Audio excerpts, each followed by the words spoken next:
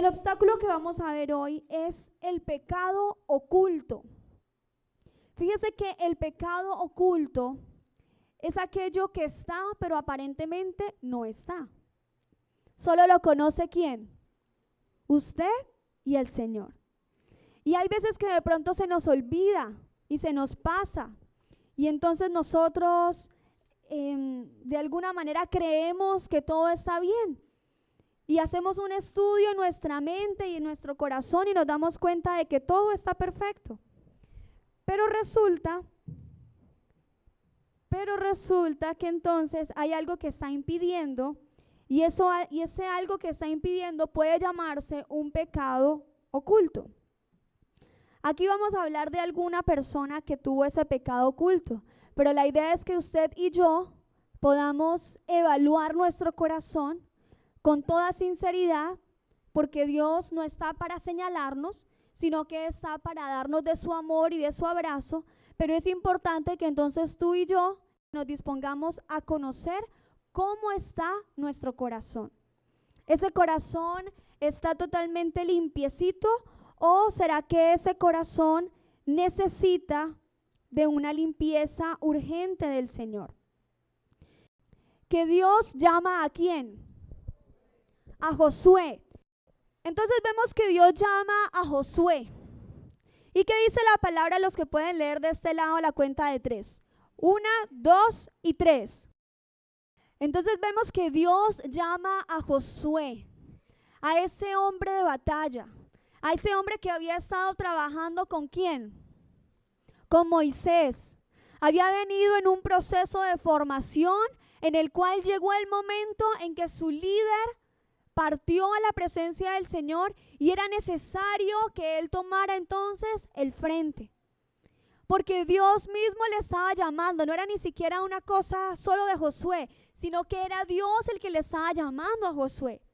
Y le está diciendo, como entonces mi siervo Moisés murió, ahora tú eres el que va a tomar este desafío. Tú eres el que va a tomar esta batalla, este trayecto, este plan, este propósito que yo tengo tanto contigo como con el pueblo de Israel. Y Dios aquí entonces le está diciendo a Josué 3 cosas. Le está diciendo, por lo tanto, llegó el momento en que guíes a este pueblo, número 1. Llegó el momento de que tú guíes a este pueblo. 2, llegó el momento de que tú cruces con ellos, ¿qué cosa? El río Jordán. Y 3, que tú puedas entonces entrar ¿en dónde? En la tierra prometida. Entonces ahí le está marcando y delimitando Dios a Josué pautas. Le está dando instrucciones. Le está diciendo por dónde debe andar. ¿Será que el Señor no hace eso contigo y conmigo? También lo hace. Así como la voz de Dios fue audible para Josué, así también debe ser para ti y para mí. Y si hasta el día de hoy esa voz no es así de audible, tú y yo le podemos pedir al Espíritu Santo que nos dé esa capacidad de poder escuchar con claridad la voz de Dios. Porque es importante que tú y yo conozcamos no solamente el propósito o el plan que vamos a llevar o allá la meta que vamos a alcanzar, sino cómo la vamos a alcanzar. Y saber que no estamos solos, que Dios está contigo y que está conmigo. Amén. Entonces, allí nos damos cuenta de que Dios estaba llamando a Josué y de alguna manera entonces hoy Dios también está llamando ¿a quién? A mí, muy bien. Ni siquiera a nosotros, ¿me está llamando a quién? A mí, o sea, a ti. Cada uno debe tomarlo por sí. ¿A quién está llamando Dios hoy? A mí. Ojalá usted se apropie de esa palabra porque así vamos a poder continuar y llevar un camino en este viaje de este tema y poder culminar todos juntos, cruzando ese Jordán, entrando en esa tierra prometida. Porque tal vez lo hemos hecho en fe, tal vez hemos venido acá a la alfombra y lo hemos hecho en fe, pero quizás esa circunstancia todavía está calando nuestra mente y nuestro corazón. Tal vez en realidad no he pasado a esa tierra prometida, no he pasado a esa tierra prometida. Tal vez todavía ni siquiera he cruzado el Jordán. Aún ni siquiera he escuchado la voz de Dios. Entonces hoy es tiempo, familia, de que escuchemos atentamente a Dios.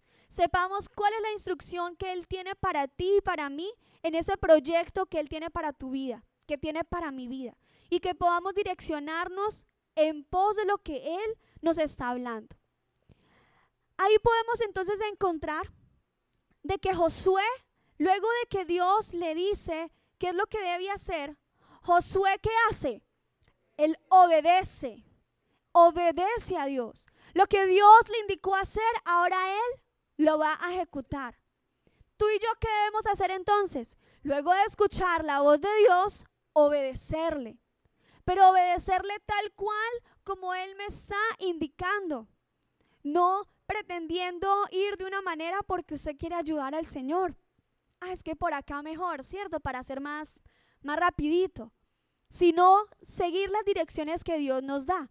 En este caso, en el verso 5 de Josué capítulo 3, dice que Josué habló con el pueblo y les comentó que se debían purificar.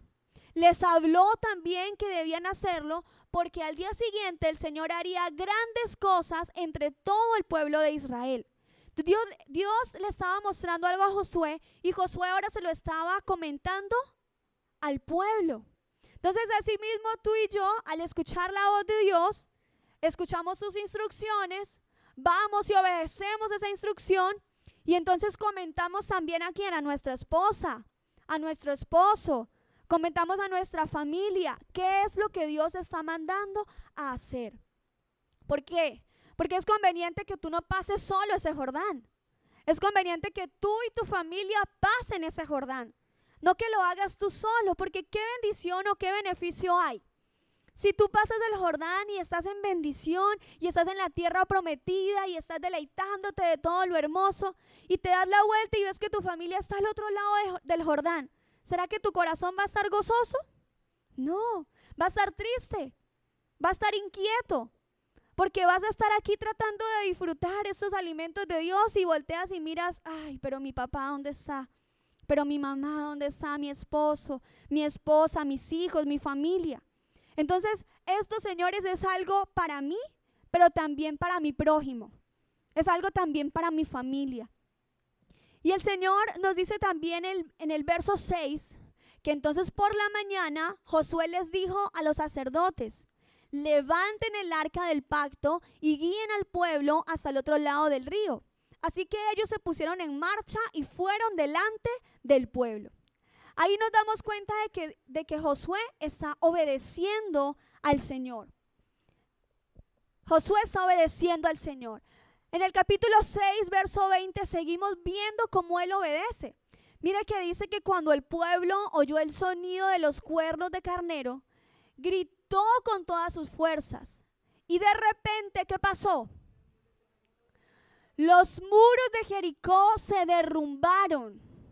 Yo quisiera que usted volviera a leer esta parte para que realmente en su corazón penetrara lo profundo de esta palabra. Dice, cuando el pueblo oyó el sonido de los cuernos de carnero, gritó con todas sus fuerzas. De repente, los muros de Jericó se derrumbaron y los israelitas fueron directo al ataque de la ciudad y la tomaron. ¿Acaso usted le ha gritado a una pared y se ha caído? No, ¿cierto? ¿Y usted por más de que grite muchísimo, será que se cae la pared? No. Entonces fíjese que esta palabra que estamos leyendo y estamos recordando tiene que darnos como esa expresión de wow, el Señor mire cómo hace. No utilizó por allá una maquinaria pesada para tumbar esos muros, sino que el Señor utilizó la fe de su pueblo y Él mismo les ayudó para poder entonces operar el propósito que les había mostrado. Entonces tú y yo vamos en el trayecto, empezamos a escuchar la voz de Dios. Él nos da instrucciones, tú y yo le obedecemos. Luego de que le obedecemos, en medio de la obediencia vienen las cosas difíciles, vienen esos muros. Pero ¿qué tengo que hacer yo con esos muros? Tener confianza en el Señor. Tener confianza en que si Él me envió, ¿será que Él no va a estar conmigo? Va a estar conmigo.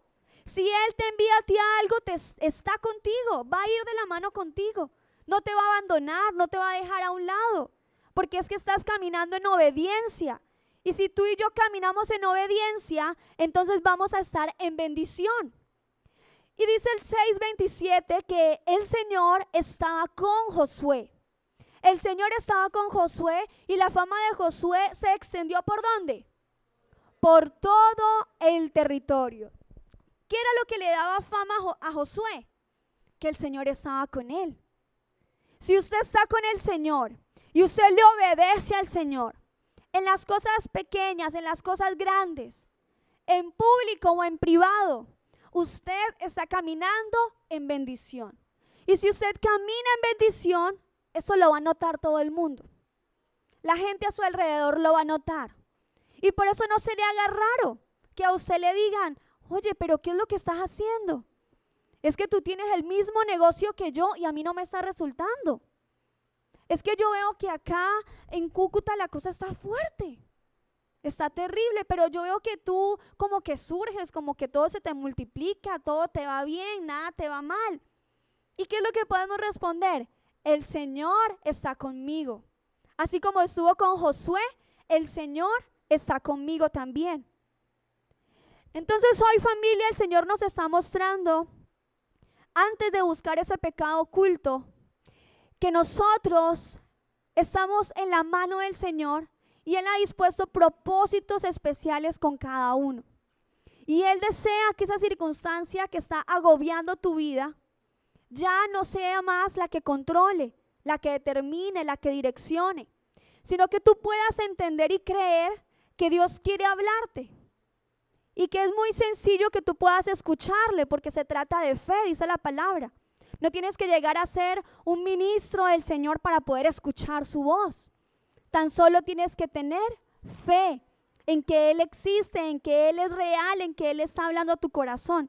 Cuando tú escuches su voz, no dudes en obedecerle. Si parece algo sumamente loco, no dudes en obedecerle. Porque Dios está dispuesto a bendecir tu vida. Y tú andas en obediencia, andas entonces en bendición. Y el Señor respalda cada una de las cosas que tú vas emprendiendo o vas haciendo. Entonces Dios hoy también nos habla de la conquista y de la derrota. La conquista de poder llegar a esa tierra prometida. Pero la derrota que a veces tenemos cuando nosotros nos encontramos en situaciones en las que no nos dejan avanzar. Y en este caso el tema de hoy, ese pecado oculto. Es impresionante cómo ese pueblo de Israel en un momento de la batalla estaba como fuerte, ¿no?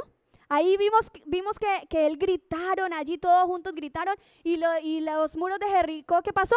Se derrumbaron. Entonces vemos a un pueblo como fuerte, como confiado en el Señor, como con ganas, con entusiasmo, pero a la vez vemos otro día a un pueblo que resulta que se siente vencido, se siente derrotado por el pueblo de Ai y ya como que se siente mal. Y lo vemos en Josué 7:5 cuando dice: persiguieron a los israelitas desde la puerta de la ciudad hasta las canteras y mataron como a 36. ¿Cuántos mataron? Dígale a su vecino porque es importante este monto. Dígale, 36. El pueblo de Ai mató a 36 personas del pueblo de Israel. 36, ¿sí? Y esos 36 hicieron que entonces el pueblo de Israel quedara paralizado de miedo. Y su valentía se desvaneció. La valentía que tenía el pueblo de Israel, ese grito de victoria ya derrumbando los muros, ahora como que se desvaneció, se perdió. ¿Eso le pasa a usted? Vamos en el camino con el Señor, estamos obedeciendo, le estamos haciendo las cosas bien. Mejor dicho, usted está mirando que en todo aspecto chulito allí porque eso va bien todo. Y resulta que de un momento a otro, algo sucede, un golpe al hígado allí, algo pasa y usted con ese esfuerzo que tenía queda como abatido, como triste, como que el desánimo, deprimido, toda la gloria que vio del Señor, viendo cómo los muros se derribaban y ahora mataron a 36 de nosotros. Terrible. Y nos ponemos mal y sufrimos. Pero mire que ese pueblo era menor en número que el pueblo de Israel. Dice en Josué 7:3 para los que están apuntando y también en Josué 8:25 que ellos eran pocos. Dice que cuando regresaron le dijeron a Josué que no era necesario que fueran todos los de la batalla para combatir al pueblo de Ai. No era necesario llevarlos a todos porque dice que bastaba con 2,000 o 3,000 hombres para atacar a la ciudad. No necesitaban llevar a todos. Y dice que dado que ellos son tan pocos, entonces no hagas que todo nuestro pueblo se canse teniendo que subir hasta allá. Vemos que el pueblo de Israel era mayor en cantidad que el pueblo de Ai. Y aún con eso quedaron abatidos cuando les mataron 36. Y luego, en el siguiente verso de 8:25, entonces dice, ese día fue exterminada toda la población de Ai. Entonces, anteriormente, el pueblo de Ai mató a ¿cuántos de Israel? A 36. Y entonces dice en Josué 7 que no es necesario que vayan todos porque es que no son muchos. Y en el 8:25 dice, murieron todos. Todos los del pueblo de Ai murieron. Entonces vemos el respaldo del Señor y cómo entonces el pueblo de Israel tuvo que creer que Dios realmente estaba con ellos. Que aunque el pueblo era mayor en número, no era eso lo que combatía, sino que era el Señor que iba con ellos. Dice Josué 8:3 que entonces Josué y todos los hombres de guerra salieron a atacar a Ai. Josué eligió a 30,000 de sus mejores guerreros y los envió de noche. Entonces, estamos en bendición con el Señor cuando vamos de la mano con Él. No debemos permitir que esas pequeñas batallas en las cuales de pronto perdemos, en las cuales vemos que como si no estuviese Dios ahí, igual mantener nuestra confianza en el Señor. Porque es que Él va delante de nosotros. Y mire que les dio entonces la victoria finalmente al pueblo de Israel. Lo primero que vemos entonces acerca del pecado oculto es que Dios le dio una orden al pueblo de Israel. Ahí ustedes los pueden ver en Josué 6, verso 17 al 19. Y ahí la orden que el Señor le estaba dando al pueblo de Israel es que no debían tocar nada de ese pueblo, no debían quedarse con nada, con nada.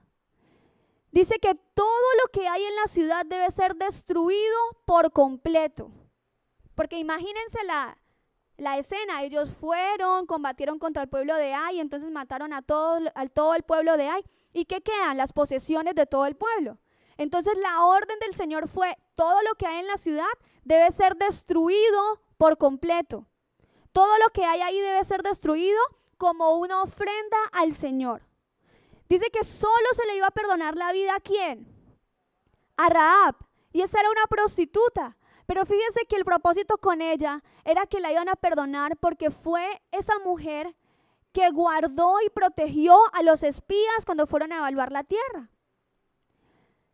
Y dice que entonces no se deben quedar con nada, con ninguna cosa que esté destinada para ser destruida. Más bien por el contrario, deben ustedes mismos destruir por completo y traer la desgracia al campamento de Israel. No pueden permitir eso, entonces deben destruir todo. Todo lo deben acabar. Todo lo que es hecho de plata, de oro, de bronce o de hierro pertenece al Señor. Pero de resto, deben todo, ¿qué hacer? Eliminarlo, dice arriba. Todo deben entonces destruirlo por completo. Esa era la orden del Señor. La orden a Josué y la orden para todo el pueblo de Israel. La condición es que no debían quedarse con absolutamente nada. Con absolutamente nada debían quedarse. Y ese era el requisito. Pero entonces hay una prueba. La prueba de Dios. En donde miraron si realmente el pueblo de Israel estaba haciendo como Él mandó o no. Y resulta que entonces en Josué 7:1 dice que sin embargo, o sea que ahí vemos que hay algo que no va de acuerdo a lo que Dios mandó, ¿no?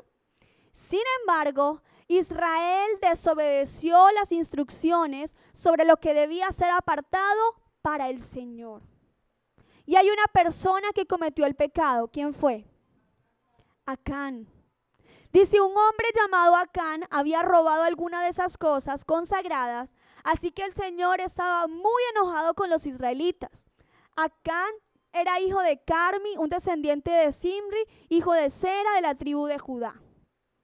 Entonces vemos que por la acción de una persona estaba pereciendo el pueblo de Israel, todo un pueblo completo.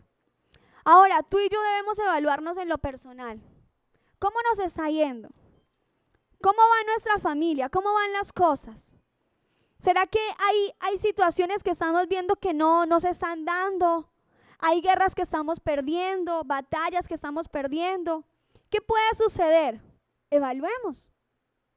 Evaluemos que tú y yo no seamos como Acán, que estemos entonces teniendo una situación oculta delante del Señor y esté desmeritando, esté desprestigiando no solamente mi vida, sino la vida de mi familia. Es evidente que Dios quería probar la obediencia del pueblo. Quería ver que realmente siguieran las instrucciones que Él les había mandado. Pero esa tentación de Acán de querer quedarse con algo, esa tentación de ver allá las posesiones, las cosas nuevas tal vez para él, de querer tener todas esas cosas, le ganaron. Y tú y yo, ¿cuántas veces entonces nos vemos en medio de las situaciones y Dios ya nos dijo, por allí no, ya te dije que por ahí no? Y tú y yo nos vemos tentados como que, pero Señor, por acá también, mira, el negocio también se puede dar por este lado. Pero Dios nos está diciendo que no, nos está dando una orden. La orden la vemos también acá en su palabra. Vemos sus mandatos, vemos sus instrucciones. Y entonces tú y yo debemos obedecer, no dejarnos llevar por entonces las tentaciones y poder entonces traer también al pueblo, a nuestra familia, a nuestra ciudad, la desgracia, sino ser nosotros portadores de bendición. Vemos que Josué 7:1 nos explica que esa desobediencia de uno tuvo consecuencia ¿a cuántos? A todos, a todos. Entonces es importante que tú y yo nos evaluemos en esta hora y podamos evaluar qué cosa está en nuestra vida que tal vez no está totalmente bien, que hay pecado oculto en nuestra vida, que tal vez hicimos algo hace miles y millones de años, pero jamás le pedimos perdón al Señor. Jamás reconocimos delante de Dios que lo hicimos mal. Hoy es el momento de rectificar en eso. Acán, fíjense que reconoció su pecado, pero él lo reconoció porque fue descubierto. No fue porque él dijo, no, es que sí, yo soy el culpable. No, porque fue descubierto, porque es que fueron de tienda en tienda mirando a ver dónde es que estaba el pecado. Y el Señor direccionó a Josué hasta que llegaron donde estaba Acán y pudieron saber que él era el portador de esa desgracia para el pueblo. Y porque fue descubierto, entonces él confesó su pecado y dijo, es cierto, he pecado contra el Señor, Dios de Israel. Entre el botín vi un hermoso manto de Babilonia, 200 monedas de plata, una barra de oro que pesaba más de medio kilo. Los deseaba tanto que los tomé. Está todo enterrado debajo de mi carpa. La plata la enterré aún más profundo que el resto de las cosas. Mire que Acán estaba reconociendo que había pecado por haber sido descubierto, pero no porque tenía un verdadero arrepentimiento. Y son dos cosas distintas que hoy debemos comprender. Porque el hecho de que tú ya hayas sido descubierto en lo que estás haciendo mal y entonces hayas confesado que sí, tú lo hiciste, no quiere decir que realmente estés arrepentido. No quiere decir que estés reconociendo ante el Señor la falta que estás cometiendo o que has estado cometiendo. Y es importante que nosotros se desarrolle un verdadero arrepentimiento que nos lleve a confesar. Y no que confesemos por temor a lo que venga, sino por un verdadero arrepentimiento. Acán entonces de esta manera fue algunas cosas. ¿Cuál es la primera? De este ladito. 1, 2 y 3. Acán fue desobediente por cuanto hizo todo lo contrario de lo que ordenó Dios directamente. Desobedeció la instrucción directa de Dios. Además, Acán fue rebelde porque menospreció la autoridad directa de Dios. Fíjense que ya vamos dos cosas que a veces las unimos.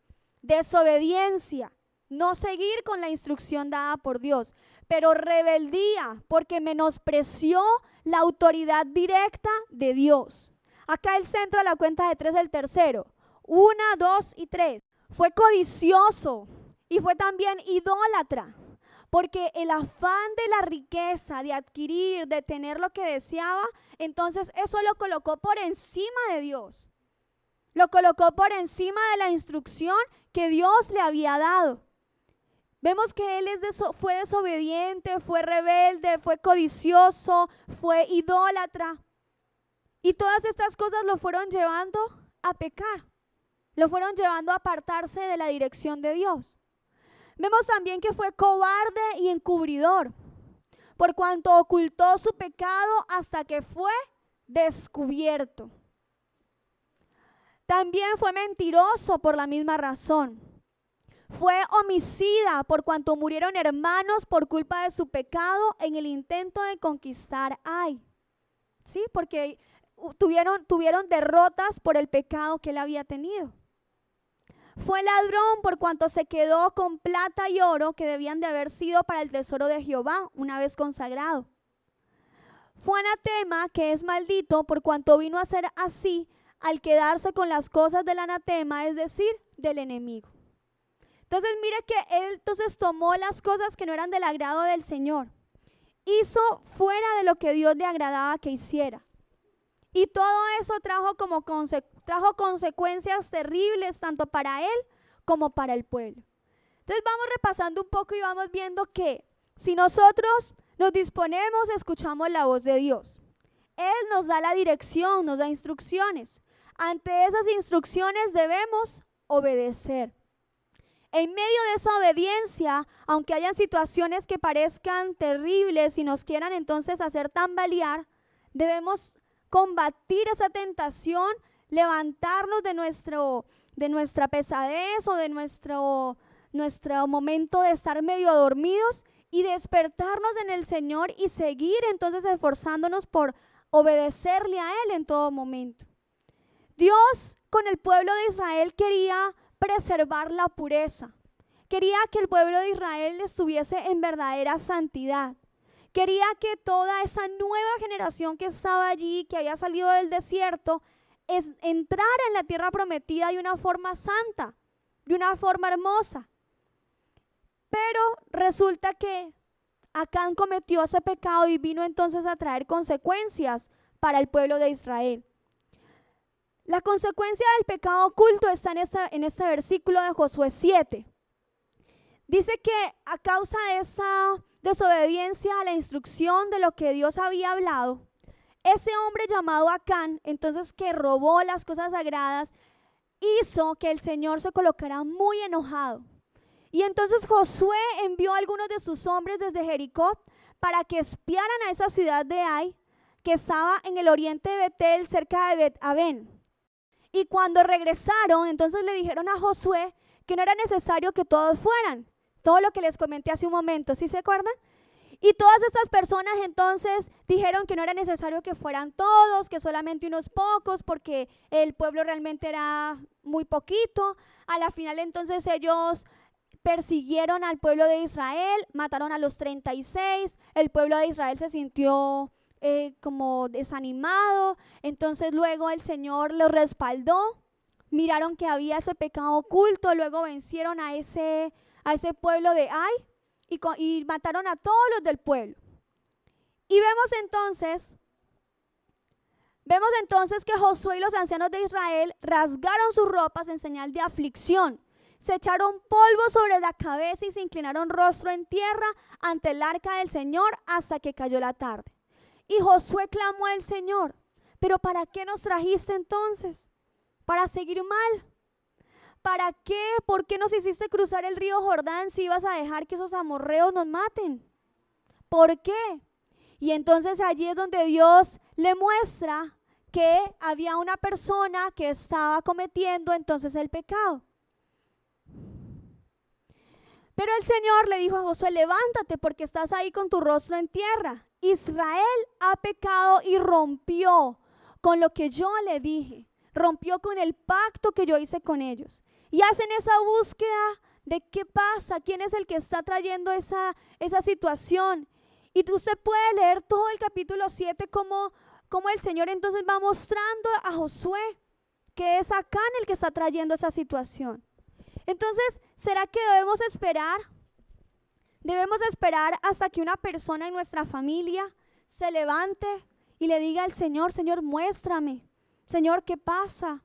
¿Quién es acá el que está tomando esa situación, que está pecando contra ti de alguna manera en forma oculta y está trayendo desventajas, está trayendo maldiciones a nuestra vida? ¿Será que es necesario que pase eso para que usted sea descubierto si es que está en pecado? No, no esperemos a eso. No esperemos a confesar nuestro pecado porque ya nos colocaron al frente y nos descubrieron. Confesemos nuestro pecado al Señor porque verdaderamente hay arrepentimiento genuino en nuestro corazón. Hablemos con el Señor y expresémosle que realmente Él es el que tiene el control de nuestra vida y podemos entonces tener esa confianza y acercarnos. Yo no sé si usted hasta acá va entendiendo un poquito o no. Ojalá que sí. Porque la idea es que usted y yo, si vamos a cruzar ese Jordán, lo crucemos creyendo, lo crucemos confiando que el Señor ha tomado el control de tu vida y que quiere que tú ya no vivas más en un pecado oculto si es que estás en eso. Que tú puedas mirar en tu corazón y en tu ser qué son aquellas cosas que no están agradando al Señor. Dile al que está a tu lado, ¿ya tienes eso en mente? Dile al que está al otro lado, ¿ya tienes eso en mente? Porque ahora mismo lo vamos a confesar.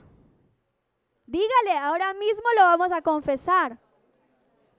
Vamos a pasar acá el micrófono uno por uno para que vaya pasando. No, vamos a hacerlo delante del Señor. Ahí sí se asustaron, se despertaron, mejor dicho. Ahí sí lo vamos a hacer delante del Señor.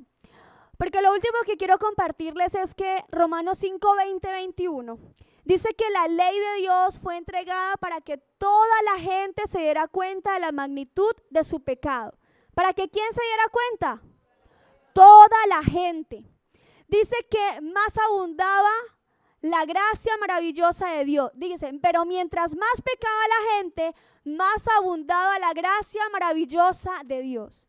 Entonces esté usted tranquilo, que si usted está en pecado y hoy usted va a confesar esa situación al Señor, usted se va a dar cuenta que más va a abundar la gracia maravillosa de Dios en su vida. Gloria a Dios por eso.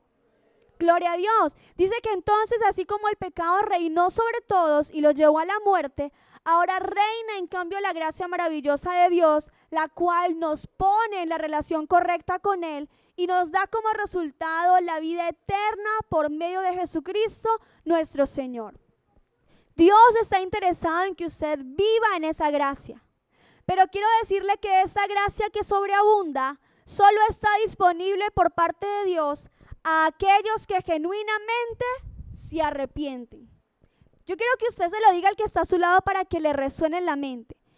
Solamente esa gracia está disponible de parte de Dios para aquellos que se arrepienten genuinamente. Si su vecino no se lo dijo, dígaselo usted para que lo crea.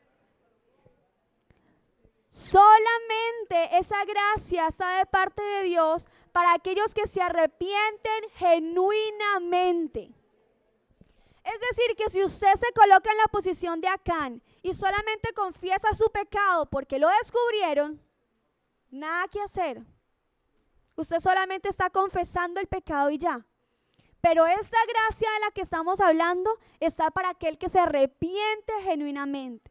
Un verdadero arrepentimiento es aquel que confiesa el pecado, lo deja en las manos de Dios, con el corazón sincero se conmueve por lo que ha hecho y se aparta de ese pecado. Ya no vive más en esa condición. No es que es un proceso, no es que estoy aquí tratando cómo termino ya de salir de la borrachera. No, es una decisión, es una determinación tuya con el Señor. Y hoy esa determinación es bueno que la tomes. Yo quisiera que todos tomáramos esa determinación hoy, pero la Biblia nos habla de que la relación con Dios es algo personal. Entonces tú con Dios debes resolver ese problema. Debes mirar que ese conflicto y esa situación que no te está permitiendo cruzar el Jordán y disfrutar de la tierra prometida, hoy lo dejes ya en las manos de Dios. Lo coloques ante Él y lo confieses con un verdadero arrepentimiento. Porque Acán no se arrepintió, pero hoy tú te puedes arrepentir.